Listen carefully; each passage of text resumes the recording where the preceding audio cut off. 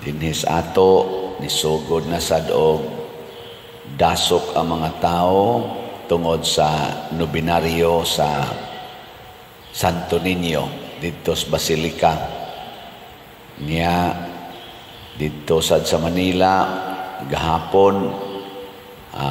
Mura sa glawd ang mga tao tungod sa translasyon sa Nazareno. Sa inyong paminaw kining libuan, milyon ka mga tao nga magdasok kay muhikap gyud ni Santo Niño, muhikap gyud ni Nazareno. Nakabuntog ka ni sila sa kalibutan.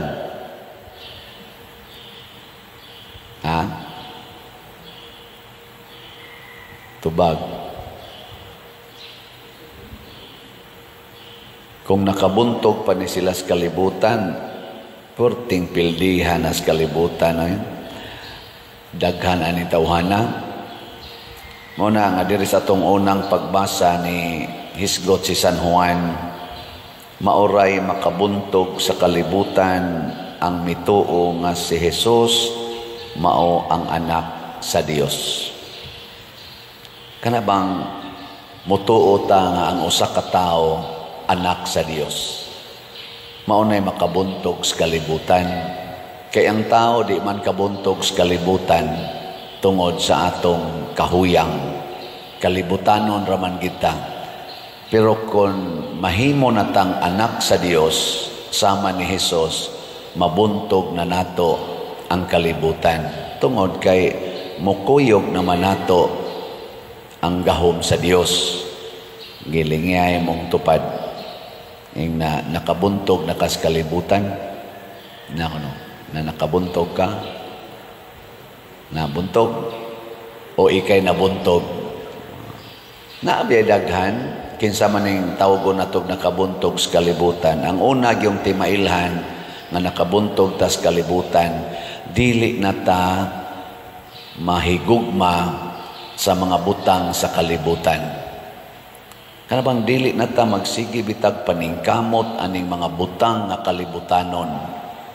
Kana bang maproblema gid ta ba sa mga butang kalibutanon sa maanang kwarta, gahom, sa pananguban honor, power, sa paman authority, good health, ganahan jud kay ta ng good health nga di na lang kita mosugot nga matiguang, di kita gusto nga manakit atong tuhod, atong buko-buko, likay gyud maayo, nya di kita gusto nga muminos atong kwarta, halasig yung paningkamot, walang katapusang paningkamot, bisag gasungkod na, ga-wheelchair na, ang gihunahuna, kwarta lang yapon. Daghan na kaing kwarta, pero sige lang yapog pangitag kwarta. Binilyo na ang kwartang gikuptan, minilyo na ang kwartang nakuptan, sige lang yapog pangita ang kwarta. Kita, sige lang yapog baligyag slat. Ang sama ni, sakto ni atong gibuhat. Sige baligyag slat. Ambot lang, i-check lang. Kung ang atong pagpangita lagi kwarta, bunga sa atong gugma ni ana, wa ginay kapuslanan. Kana bang mga butang sa kalibutan. Ikaduha, nga timaan, nga kita nakabuntog sa kalibutan, kanang kamao na kaitang mupaambit sa mga kaayuhan nga nias kalibutan sa maanang kwarta, kanang imong good health, imong talent, sa ito ng treatise, time, talent, treasure, ipaambit na siya, nga wa gyoy pagpangayo og bayad. Nabangingon lang, give without expecting anything in return. Lain na sang lingi sa imong tupad, na di ka maningil og utang, na di ka maningil. Kusog kay tanang paningil. Kana sang mga ginikanan, mugastos ilang anak, unya magsigi dayog diman na kinahanglan gyud mupasar ka, kinahanglan yun ma-honor ka, kinahanglan yun makagraduate ka. Ano bang mangita gitag, mura ba gitawag bag result-oriented, output-oriented. Unsa man na siyang output-oriented, result-oriented ta, mao na gitawag og businessman's mentality, profit-oriented. Di na mo'y gustos Ginoo. Ang gustos Ginoo nga ang atong kalipay naagyod sa pagpaambit. Naa may bunga o way bunga, dili na mo'y atong concern.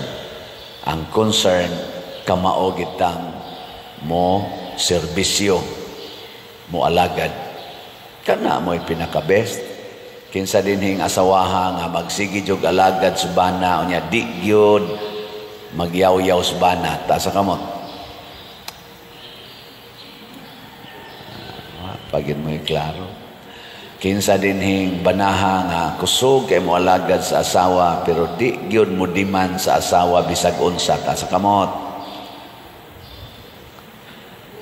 Wa gyud. Kinsa dinhing mga ginikanana nga nagsigig atiman sa mga anak gikan pa atong pagkatao hangtod karon nya di gyud magyaw-yaw sa mga anak, ta sa kamot. Kinsa dinhing paria nga sigig atiman sa parokya nya di gyud mga saba sa sakristan, di magyaw-yaw, ta sa kamot.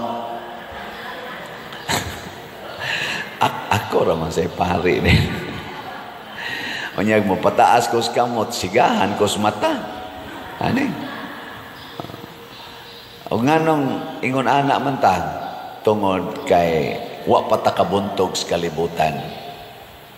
Kaya ang kalibutan, profit-oriented yun. Nya pa sa pagsigi natong profit-oriented, daghan kaing mga naalkansi, daghan kaing nangalugi. Maunang daghan kaing mga kabus sa kalibutan, tungod kay naaman sa pipila nga porte na sang datua, kay profit-oriented lagi. O na, resulta.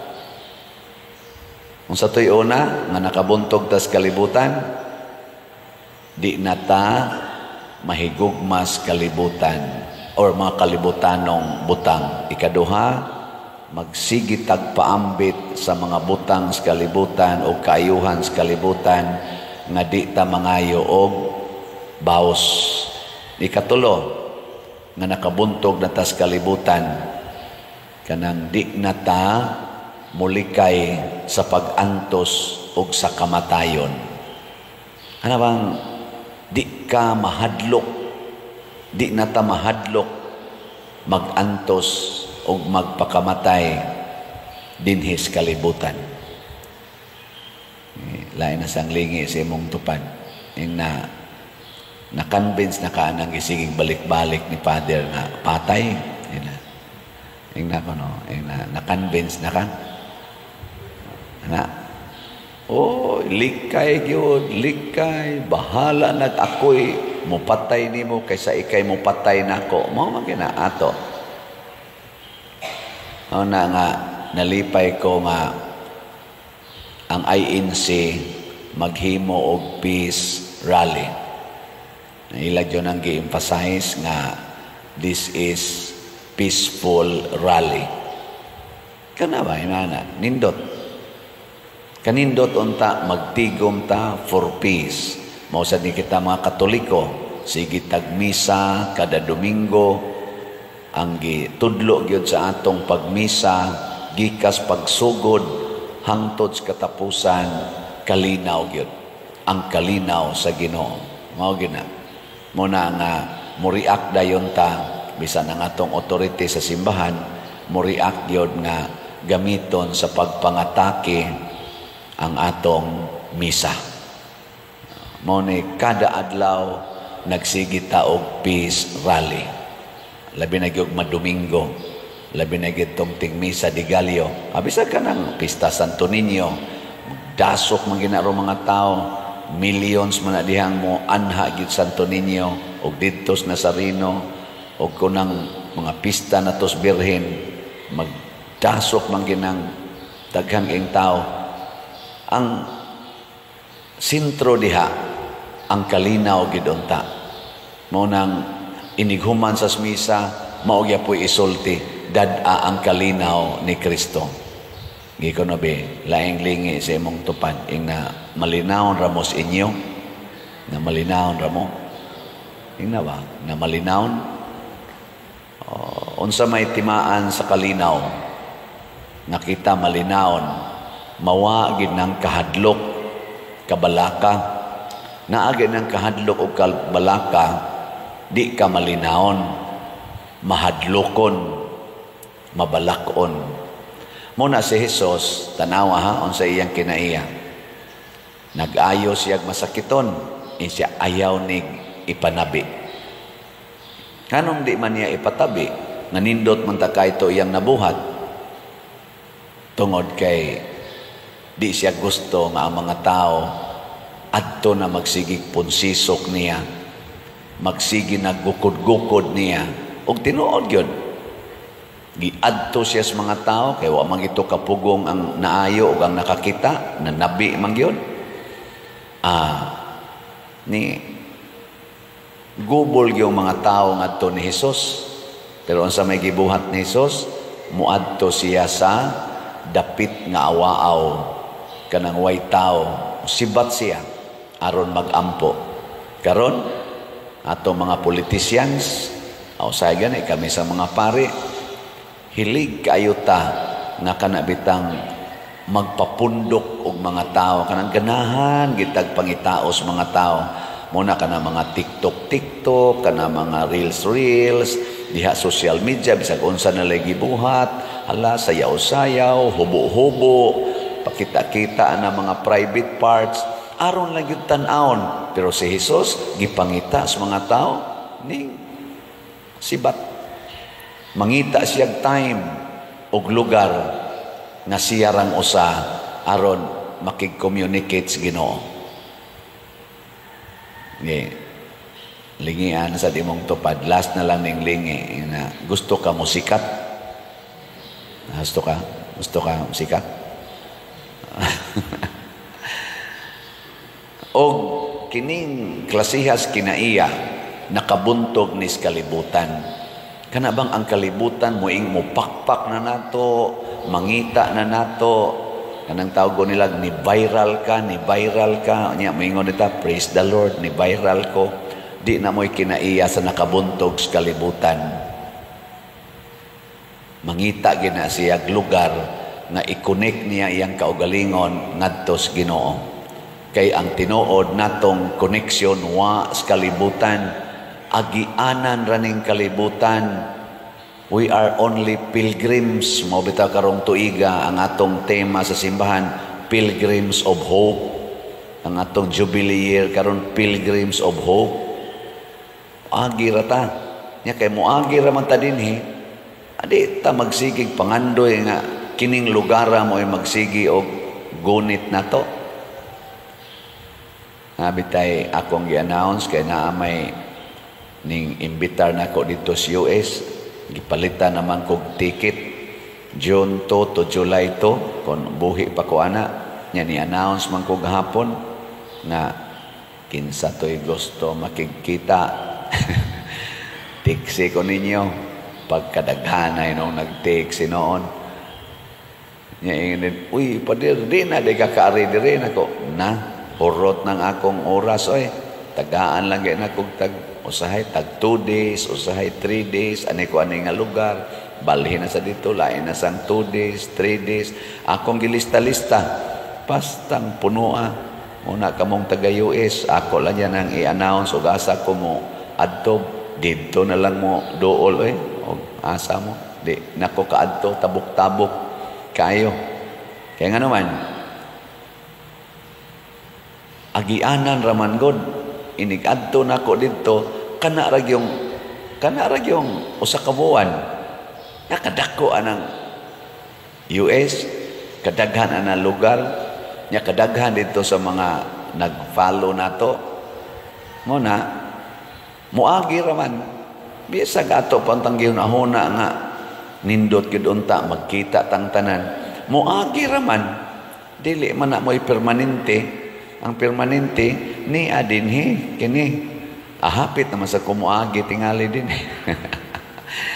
Na, maihap na lang mga simana, agian na mo din di ba? Niya mo ayaw lang pader. Basta mo agi ra kita din Nya, kinsa ninyong ganahan mo agis kalibutan beta sa kamot. Anang mo agi ras kalibutan ba? O ganahan mo ani mo puyo. Di mo agi ra ta.